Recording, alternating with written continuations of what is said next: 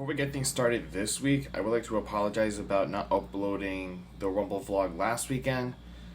My phone was running out of battery, and by the time I got home from Tampa Bay, I was just exhausted.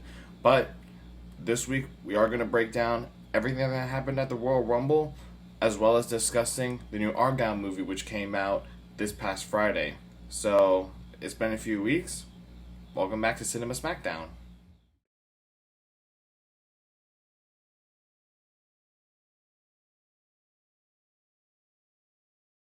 So let's look back at last Saturday in Tampa Bay at the Royal Rumble. And I gotta say, it was one of the best Rumble pay-per-views that we've had in quite some time. Mainly because going into the Rumble, it felt so unpredictable and there was no obvious favorite for both Rumble matches. Yes, Bayley was a favorite to win the match, but considering, now looking back at it, the amount of talent that they had in that match, it was anybody's game. And the same can be said for the men, because you had Cody Rhodes, CM Punk, Gunther all called their shots, so those were easily the three favorites. But the caliber that these superstars are, it's hard for me to choose between one of those three. So, yeah, the unpredictability of this show definitely made it one of the best Rumbles I've seen in a while. But going by the matches one by one, the night started off, well, first with Pat McAfee showing up and joining commentary. Always a treat to have him. And now he's back full-time on the Raw commentary team with Michael Cole. So, Monday night just got a lot more fun. Going back to the Rumble, first match of the night was the Women's Royal Rumble match.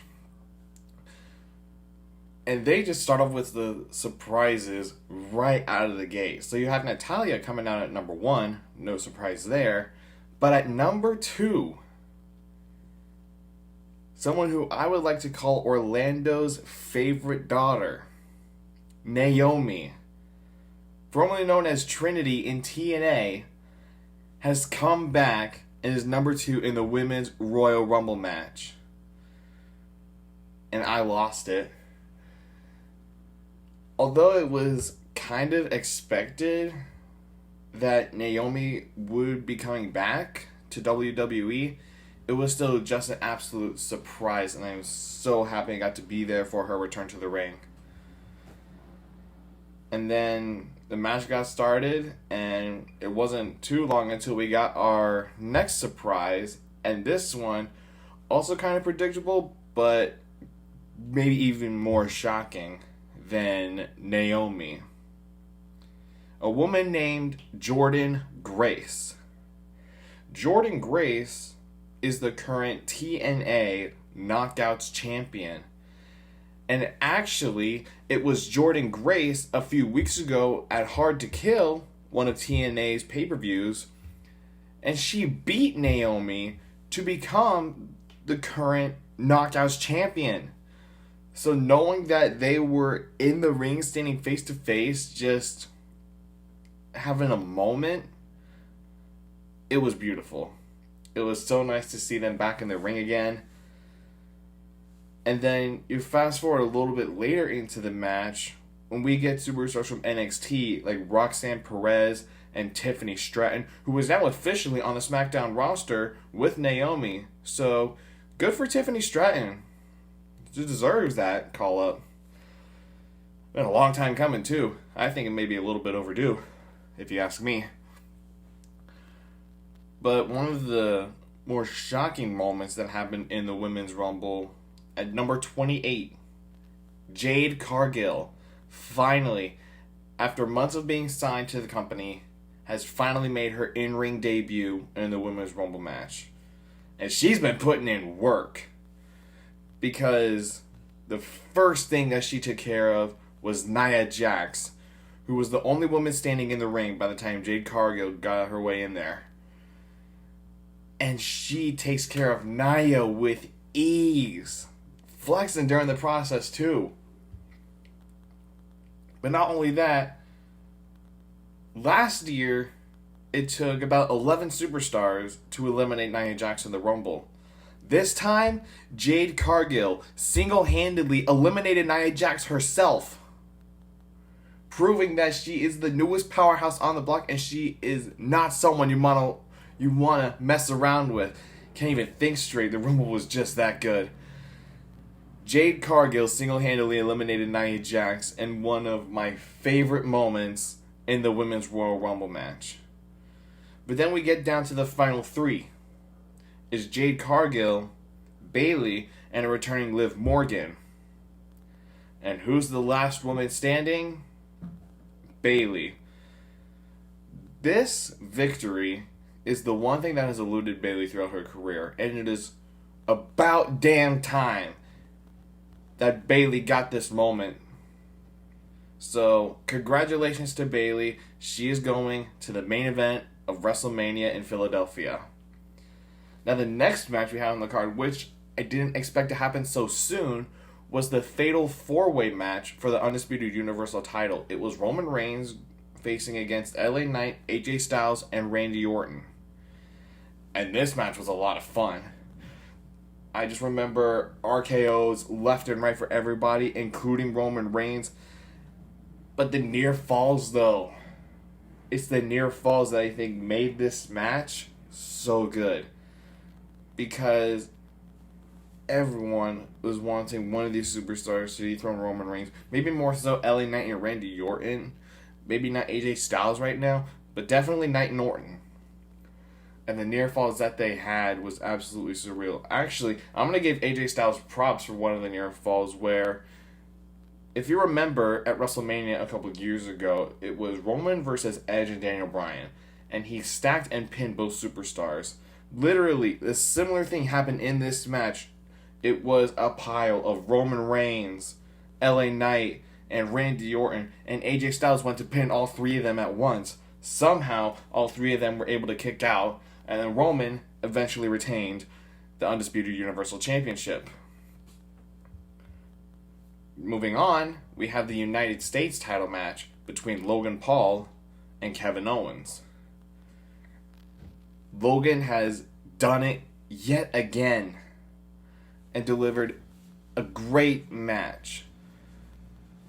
I don't care what anybody says, but Logan Paul is one of those celebrities that has adapted so well and so good in the wrestling business, just like Bad Bunny.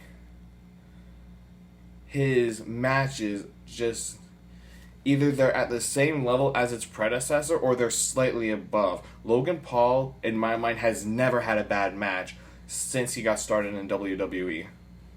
But the finish of this match was very interesting to me, and I loved it.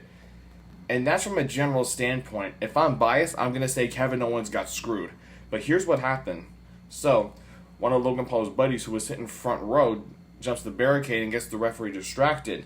Austin Theory and Grayson Waller then come down to the ring to try to handle the situation. Theory then proceeds to hand Logan Paul brass knuckles. Kevin Owens prevents Logan Paul from using the brass knuckles and proceeds to knock him out with the knuckles. Kevin Owens goes for the pin, and then just as the ref is about to count to 3, it notices the brass knuckle still in Kevin Owens' hand. My question is, why this time? Of every single time that this has happened, why this time does the referee need to be on his toes? I feel like Logan Paul may have bribed that referee, but that's a biased standpoint. Back to the general standpoint, I think it was one of the best finishes to a match in quite some time. And Logan Paul is still the United States champion. Now, as for the men's Rumble match, the main event of the evening, I don't think this got started in a much better way. At entrant number 1, you had main event Jey Uso. And I was excited to finally see Jey Uso. Ever since he left the Bloodline, I was so excited to dance to his music. But just before number 2 came out, one of my friends who was sitting a few seats from me, he was like, "Watch it be Jimmy Uso." And I was like, oh, wait a minute. And then all of a sudden, Jimmy Uso's music hits. And I just keep saying, that the seed has been planted. The seed has been planted for what will be one of the best fights, one of the best matches that we could get at WrestleMania in Philly, in the city of brotherly love. The seed has been planted for Jimmy versus Jay. And those two men performed very well in the Rumble. Jimmy, I think he got about 30 minutes in the Rumble. Jay lasted a little longer, approaching, I think, near an hour, somewhere between 50 minutes and an hour. But yeah, none of them won, but the other superstars that we got in the match were just as exciting.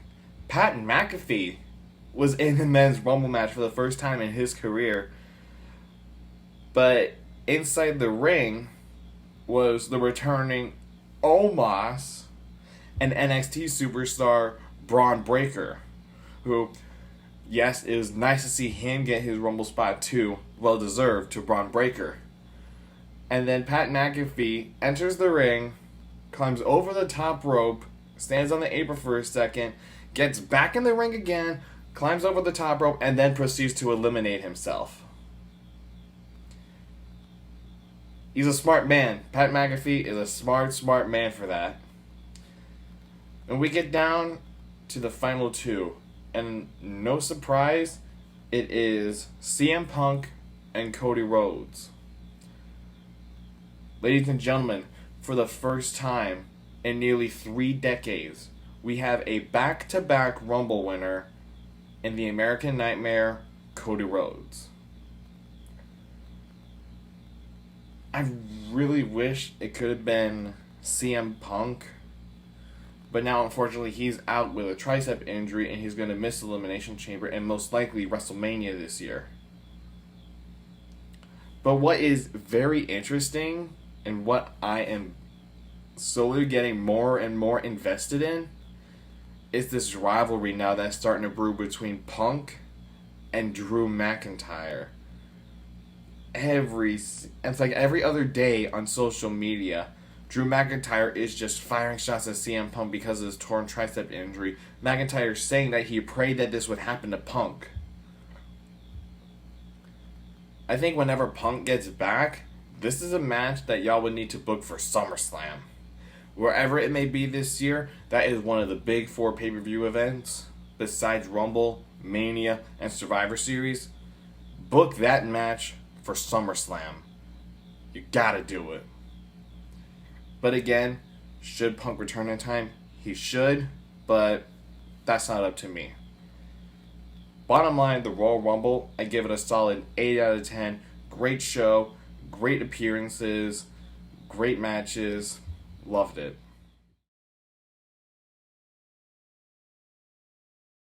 This past Friday, we got a brand new movie called Argylle. It's from Kingsman director Matthew Vaughn, and it is a brand new action spy comedy with a pretty stacked cast too. I mean, you got Henry Cavill, Sam Rockwell, Sam Jackson, John Cena, Bryce Dallas Howard, even Dua Lipa is in there. And although I say people's thoughts could bounce back and forth between whether this is enjoyable or not, or whether it's good or bad, it is definitely an enjoyable movie in my opinion, and I loved it. But I think I understand that there are some elements why people don't like it, especially the CG is not the best, but I don't think that takes anything away from this movie. It was lots of plot twists and turns. Some might say it's a little too much, but I was able to understand everything that was going on. So I think it was just fine. And overall, I'd give Argylle a 7 out of 10. Not the best, but definitely not the worst movies that I've seen. And one of the best performances I might give to Sam Rockwell. He had a few comedic spots in the movie, which I absolutely love from an actor and actress. And the fight scenes he had were pretty freaking good. I mean, I recommend you guys go and see Argylle. Completely up to y'all. It's hit or miss for some people, but I definitely enjoyed it. So Argylle is out in theaters now. But before we close everything out, tonight is NXT Vengeance Day. And real quick, before we get out of here, I just want to run through the card with you guys of what's going down tonight in Clarksville, Tennessee.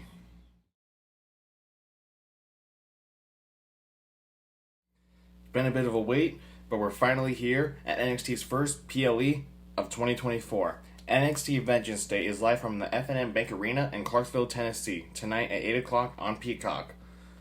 And tonight's card, we got 6 matches slated for tonight. Starting off, a match that was made official this past Tuesday. After numerous brawls around the NXT arena, Dijak and Joe Gacy will be going one-on-one in a no disqualification match. Next, we have a 6-person mixed tag match where it's OTM's Jada Parker, Bronco Nima, and Lucian Price taking on The Family, Adriana Rizzo, and the tag team champions Tony D'Angelo and Channing Stacks Lorenzo. Maybe this could lead to a future title opportunity down the line for OTM should they win this match, but we'll wait and see. The NXT Women's Championship is on the line tonight as Lyra Valkyria defends against former champion Roxanne Perez. This next one I'm excited for, but I don't want to label it a squash match, yet part of me wants to.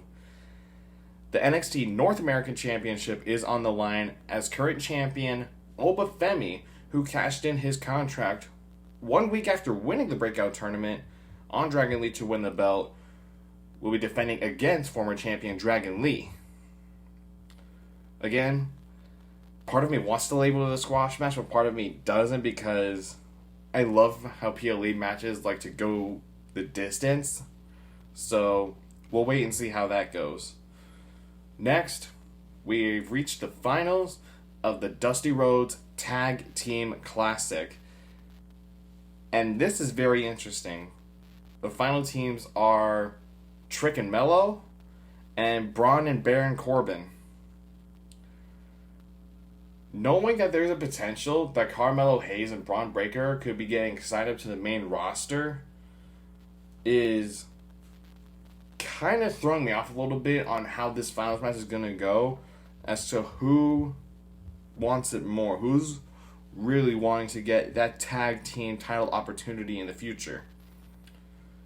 Because I'll be honest, my money's set on Braun and Baron. No disrespect to Trick and Mello, but another reason why is because in the main event of Vengeance Day, which we'll talk about in a second, I want to see Braun and Baron challenge for the NXT tag titles before Braun goes up to the main roster. That's what I want to see.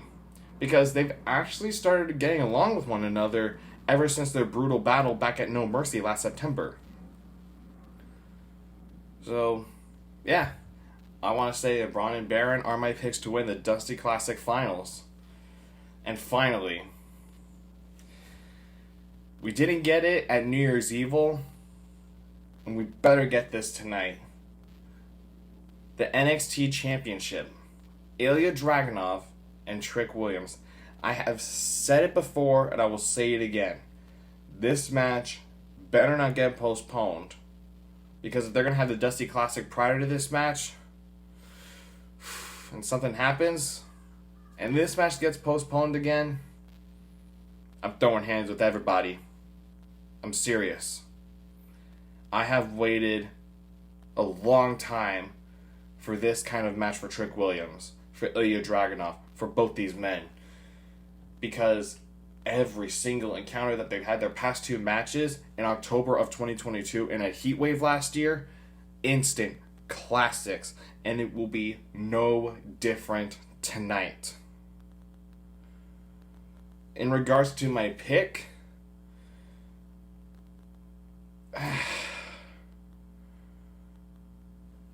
look, I'm a major fan of both these men.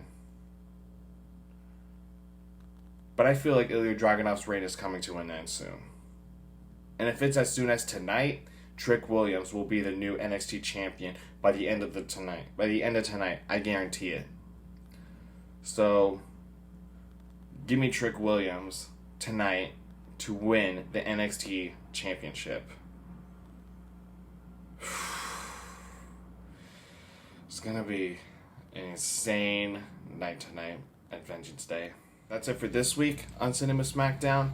Next week, I'll be breaking down everything that happened tonight at Vengeance Day, as well as giving my thoughts on an upcoming movie called Lisa Frankenstein, which is a movie starring Catherine Newton and Cole Sprouse.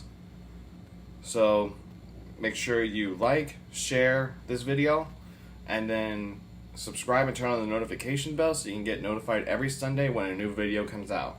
I'll see you guys next week.